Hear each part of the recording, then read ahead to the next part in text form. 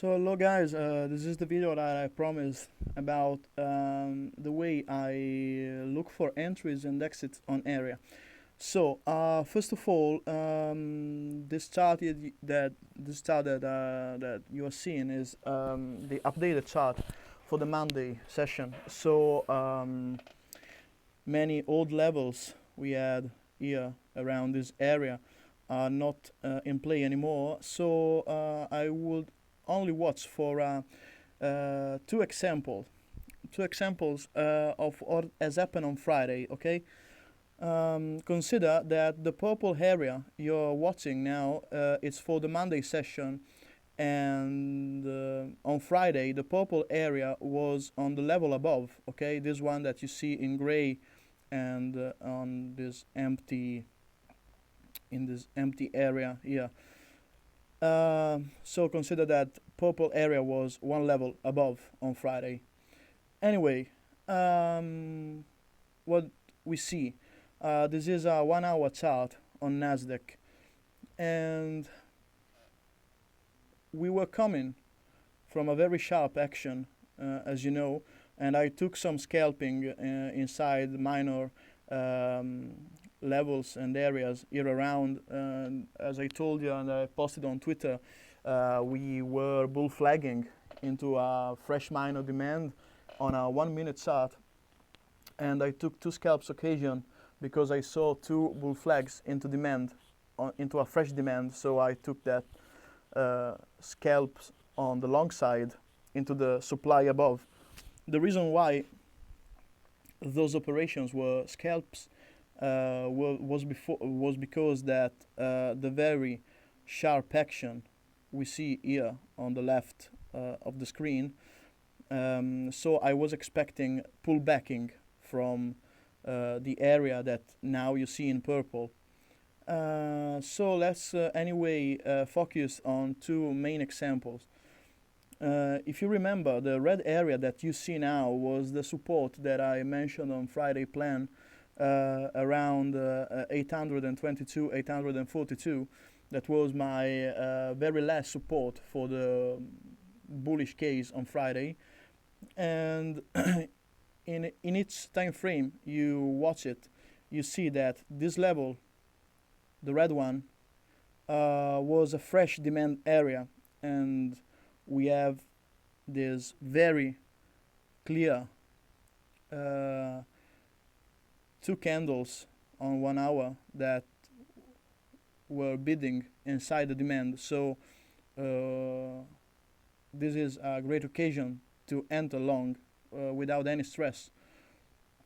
And as you can see, the price came higher into the supply, which now has changed a little, was a little larger on the lower side, and the price pulled back for the second test back into demand and then started to squeeze up because this level was very, very important. Another occasion we have, and this is a very clear example of what I try to explain, as many people ask me what time frame do you watch, and as I try to explain many times, there is no specific time frame that I watch. I mean that time frames are a tool you can use to better understand the price action. Obviously, if you have a confirmation on a major time frame like 1 hour or 4 hour, it's okay. But if, like in this case, you see here on this shooting star, in this green shooting star, if you were looking for a short from this supply level that now I try to, this one, okay, if you're looking for a short from this supply level, you have no confirmation on a 1 hour candle. So as the action is kind of fast, okay, you have to focus on faster time frame, like for example, let's see, like for example in this case,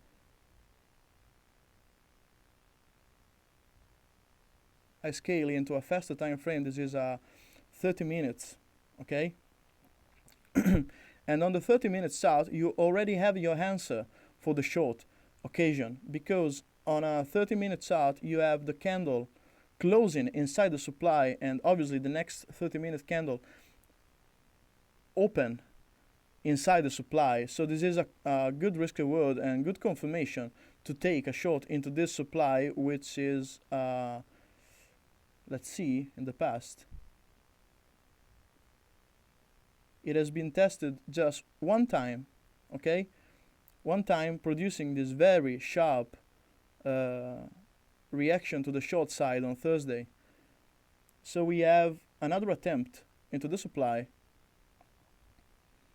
and this is a good short occasion, and you have the confirmation on the 30-minute chart. Obviously you can watch the 15 minutes, the 5 minutes as well, but once you have scanned your chart and you have no confirmation about what is happening exactly on the specific area using an higher time frame like 1 hour, you must search the answer in minor time frames like 30 minutes, 15 minutes, and so on, until you have your very confirmation. Obviously, personally, I always suggest to play safe watching the higher time frames. Obviously, if you have a confirmation on higher time frames, the play is kind of safer. But if the 1 hour candle, for example, doesn't give you the chance to have a good view of what is exactly happening in that specific moment on that specific area, your work is to look in faster time frame to see where the candles are opening, okay, and the way they are acting inside the area. So for example, in this case we have a 30-minute candle opening inside the supply, so it's a good occasion to go short. If you have this 30-minute candle open above the supply, in this case you must not take the operation. It could work anyway, because sometimes some minor supplies are forming in the past and they can reject back into the major supply, and the supply now working. But as I always say, we have to trade more like machines. So being patient and waiting for the right setups, it's always the safer and more consistent way to play on the long run. So I hope that I explained what I watched in terms of time frames to understand better what is happening. So that's why sometimes I've been able to say that if into 7 minutes or if into 43 minutes the price is above or below, that's because I know that we are playing on a specific range of time, but my confirmations comes on faster time frames, okay? Because sometimes I can be able to understand what is actually happening on a certain area on a larger time frame, so I have to go scanning into faster time frames. You have to think the time frames like a microscope, okay? So what you can see with your own eyes on higher time frames, scaling into faster, smaller time frames, it can give you the occasion to understand what is really happening in that specific moments in time on that specific area. So that's why I always say to wait the time into the price, okay, and not only looking at the price. Anyway, it's always up to you to understand that when the price comes into a supply or a demand for the first time, usually the reaction is very fast and sharp, so you can't even avoid to look for confirmations, because sometimes, like in this very case, for example, into this red area, if I see the price coming down straight into a red area, and especially after such a dump from the overhead supply,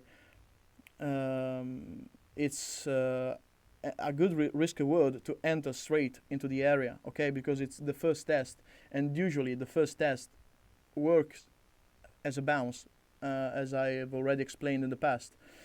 But if you are not sure, like in this case, for example, which is a second test, um, waiting for confirmations, okay, watching and scanning from higher to smaller time frames can give you some good spots for enter the position. Obviously, personally, I don't use stop losses, which means that I come out manually from my operation when I see that certain areas are not working. But that's a very rare thing to me because I used to enter on the first test and on the second test. So I know that the first test usually produce a bounce, and that bounce I take it like a fast scalp. So I try to bank faster than the fastest as I can. And on the second attempt, I know that it's usually the very important test into an area. So I wait for this kind of confirmation, as I explained, and monitor how the price works.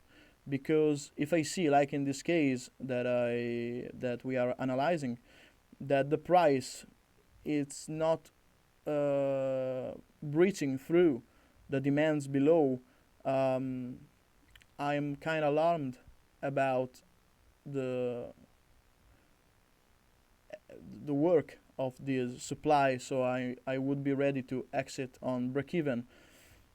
And eventually, if I enter, like in this case, where you see the red candle, because I have the 30 minutes confirmation, but I see the price remaining into the supply and starting to bid above it, also on a 5 minute chart, I would exit for a loss, okay? Because I know that the area, even if it's a second test, it's weak and it's not working anymore.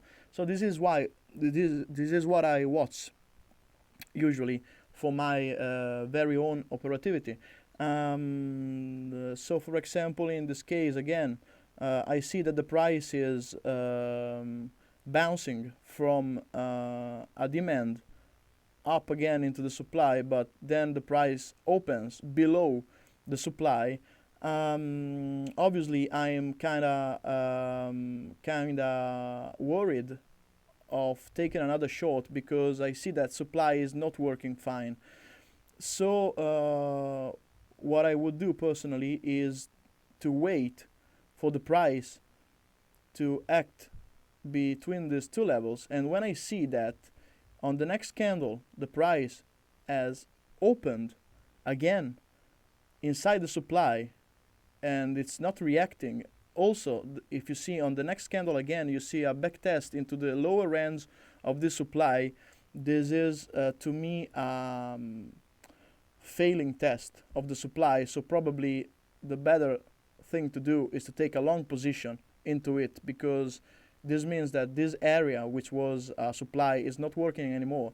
So I would take a long position here with eventually a stop loss below this level into the next area. And as you can see, the price came straight into this area, started to grind into the area, this one, okay, started to grind into this area, and then once again started to climb above to the target that I mentioned in the Friday plan.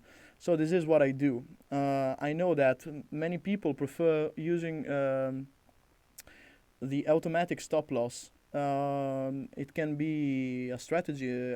I'm not against it. Personally, I don't use it because I prefer to watch real time what the price action is telling me. Because sometimes an automatic stop loss can take you out from the position, because you know the price, especially in high volatility context, it's very tricky. Okay, so I prefer not to be busted out because of tricky action of the price. So I prefer to monitor in a very patient way the next candle open, okay, and see the reaction after that open. So I hope that I clarify something about what I do using the time frames into the areas. And personally, I repeat, you always have also to consider that the price tends to have a sort of harmony. So if you see some sharp action like this one, you can't keep going long here around the purple zone or the supply above after such a sharp action, okay? You must wait a possible pullback if you have the intention to go long again because, for example, you have understand the scenario is bullish, okay?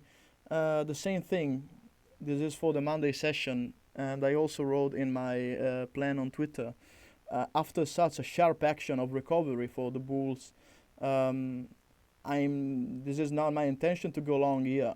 One, because we are on a supply, and second, because this very sharp action, in my opinion, needs some pullbacking before eventually continuing higher. So I would wait, honestly, I would wait for long entries around the purple area or the overhead demand, okay? The same for the S&P. I would watch for the purple area on the S&P to go long again, or even on the demand below it around um, 3,253, I guess, something like that. I can't remember. Anyway, around that area. Okay, so I'm expecting some pullbacking into the Monday session before eventually go long again. The very important thing is that these line in sand areas in purple will hold. Okay, both on Nasdaq and both on the S&P. So I hope that I've explained somehow what is my kind of confirmations to go long into demands and supply.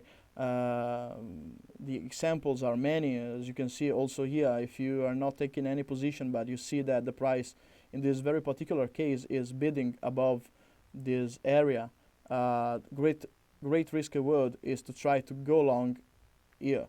In my case, these are things that I see visually without using the chart, but these are good visual reference as well. So if you see this 30-minute candle open above an area, obviously this is a long. If you see this 30-minute candle open inside the area, okay, maybe it's a good occasion to try to take a short scalp into the previous demand, okay.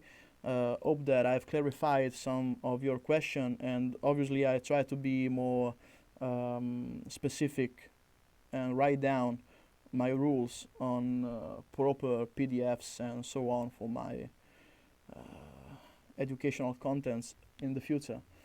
Okay, nothing more to tell, and let's see what's going on the Open. And I always remember that the Sunday Open is kind of emotional, so let's wait for confirmation before taking any position.